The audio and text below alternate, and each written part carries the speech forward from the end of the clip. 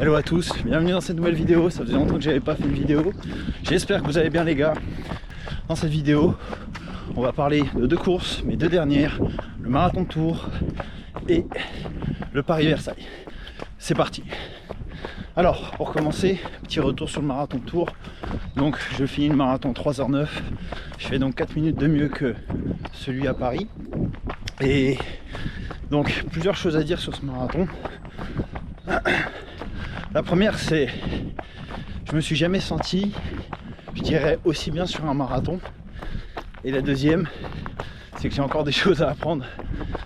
Mais je pense que j'ai déjà compris une grosse partie et je vais vous en parler pour que vous puissiez en bénéficier, surtout que si vous avez déjà pris le mur dans un marathon, ce qui je pense vous est déjà arrivé. Rares sont ceux qui prennent jamais le mur, mais bon, c'est comme ça qu'on apprend. Et ensuite le Paris-Versailles que j'ai fait juste une semaine après le marathon de Tours, et là où pour moi j'ai vraiment dépassé mes attentes, puisque j'ai fait le Paris-Versailles en 1h03 et 47 secondes. Donc on va rentrer en détail dans chaque course et on va ensemble voir un peu comment j'en suis arrivé à ces résultats là. Alors déjà le marathon, première chose, j'ai fait une préparation d'à peu près 5 semaines et j'ai pas été de ma mort sur les sorties longues.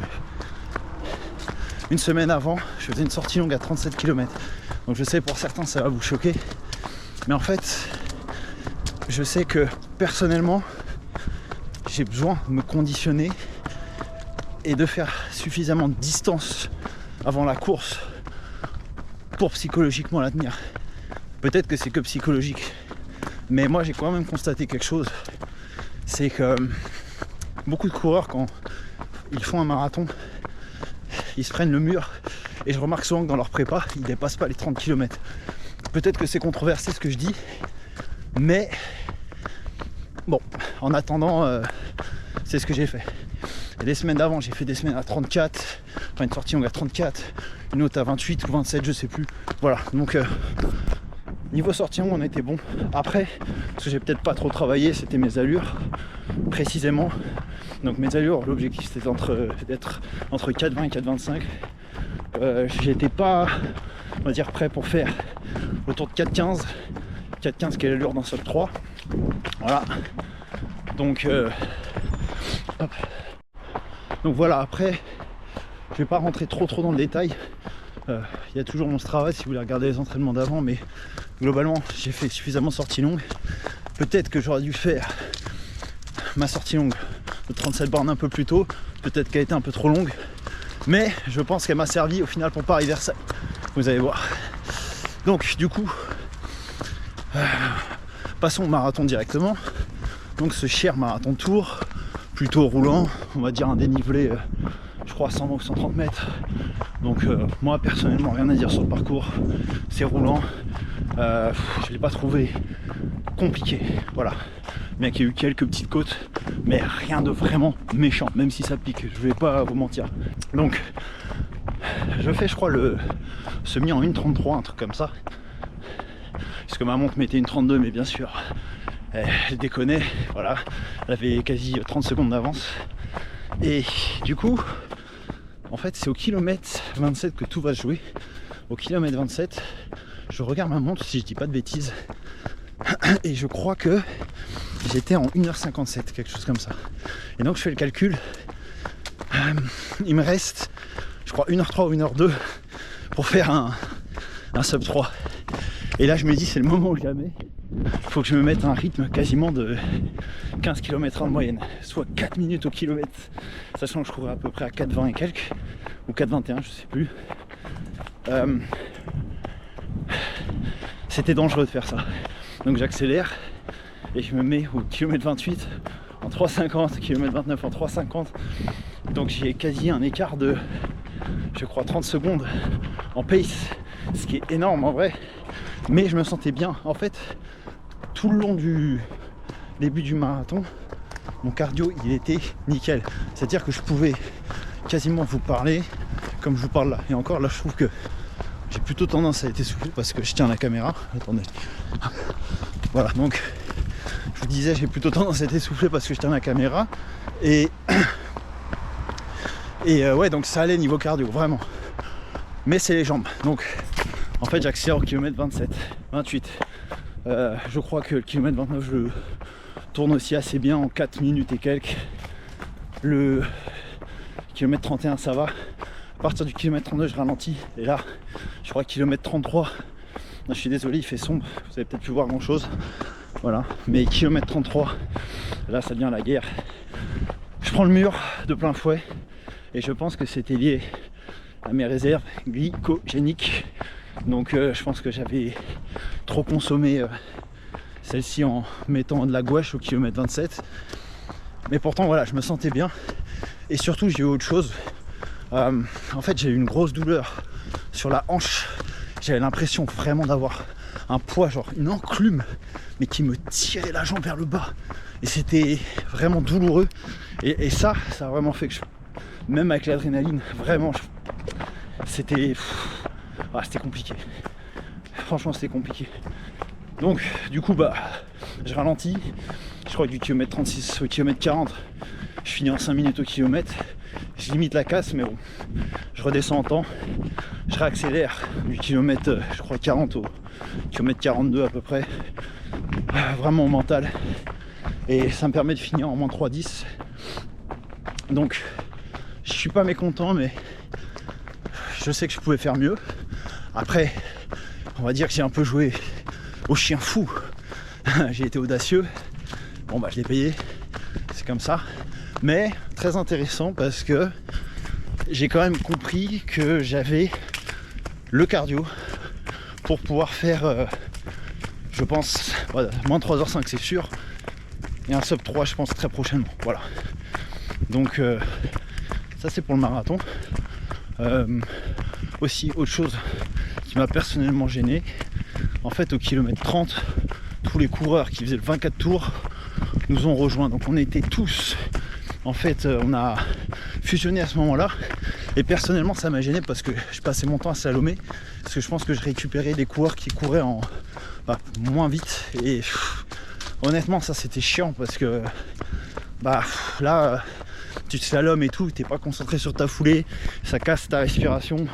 Bref, bon, pas d'excuses, mais franchement ceux qui ont eu la même chose savent que ouais, c'est un peu chiant quoi, et ça perturbe. Mais bon, voilà, donc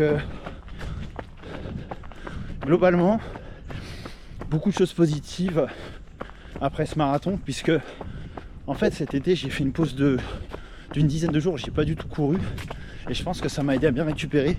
Car bon, pour ceux qui ont vu mes dernières vidéos, en fait je commençais à être je vais pas dire je saturais, mais j'arrivais plus à trouver ma forme. Et ouais, c'était je prenais plus de plaisir en fait aux dernières courses, et je pense que j'avais besoin de prendre du repos. Voilà, donc ça c'était pour le marathon. Maintenant on va passer au Paris-Versailles. Waouh, quelle course, je vous avoue, celle-là, dans ma tête je me dis bon, c'est une semaine après le marathon, donc habituellement on recommande pas. Pour certains c'est dangereux de faire ça, c'est un non-sens. Vous savez, c'est pas l'état d'esprit de la chaîne. On aime bien se mettre des challenges, on va dire pas déraisonnables, mais pas de limitation. Et donc Paris-Versailles, là je me dis bon, forcément en post-marathon faut que je récupère. Donc là je fais vraiment une semaine légère. Et là je vous parle de faire 3 entraînements, et dont le 3e entraînement c'est 5 km avec des lignes droites. Voilà, c'est vraiment l'entraînement de pré-course la veille, donc très très tranquille. Et sinon le seul entraînement que j'ai fait spécifiquement à Paris-Versailles, on va dire cette semaine, c'était un 8x500 en côte, qui je pense m'a bien aidé. Voilà, voilà, donc des allures à 4,30, 4,40 je crois max, sur une côte on va dire. Et voilà, franchement plutôt bien passé, j'avais les jambes très fraîches. C'était le jeudi soir, donc nickel, j'ai pas eu de courbature ou quoi. Et donc je fais le Paris-Versailles, et en fait ce Paris-Versailles j'ai capitalisé sur toute la prépa marathon. Vous voyez le 37 km dont je vous ai parlé, quand je l'ai fait, la partie retour, j'ai eu je crois 200 mètres et quelques de dénivelé, et je pense que En fait, j'ai capitalisé dessus, car à Paris-Versailles, pour ceux qui connaissent pas, je vous mettrai le profil. En gros, vous avez 6 km au départ, faux plat descendant, et ensuite vous avez 2 km de côte, la côte des Gardes, ok, 7% de moyenne, quasiment. Donc là, pour être franc avec vous, il n'y a pas trop de solutions, à part serrer les dents, bien souffler, et se gérer. Très important de se gérer. Je pense qu'il y en a qui sont bien grillés dans la côte. Quand je dis de gérer, vous devez envoyer sans vous griller, parce que vous avez toujours, après ça, 8 km. Et 8 km, quand vous voulez envoyer des allures proches d'un 10K, vaut mieux être frais. Ok. Donc, mes 6 premiers kilomètres, je vous mettrai les temps à l'écran. Je dois tourner en moins de 3,55 en moyenne. Donc ça part plutôt vite, mais je suis bien. Bonne sensation. Dans la côte, du coup, je remonte. J'étais pas dans un sas préférentiel, donc je remonte. La plupart des coureurs qui sont devant. Et je m'accroche plus ou moins à 2 gars qui avaient un pace, enfin une allure similaire à la mienne. Et donc, on finit au sommet. Je pense qu'ils me mettent peut-être 15-20 mètres au moins. Et en fait, au sommet, je commence à reprendre petit à petit de l'allure. Et juste pour préciser, la côte, franchement, ça s'est plutôt bien passé.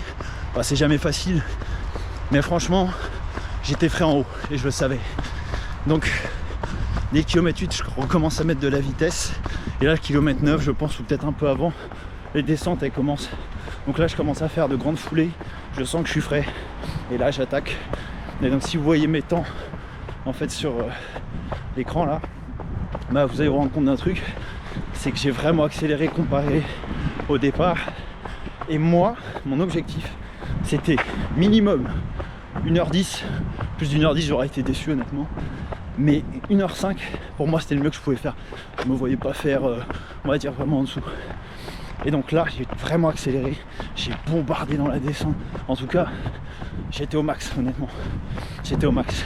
Et donc, j'arrive au kilomètre, je crois, 13. C'est là où il y a la dernière côte.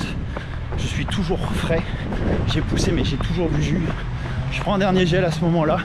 Parce que oui, pour ceux qui ne savent pas, en fait, j'ai pris un gel en début de course.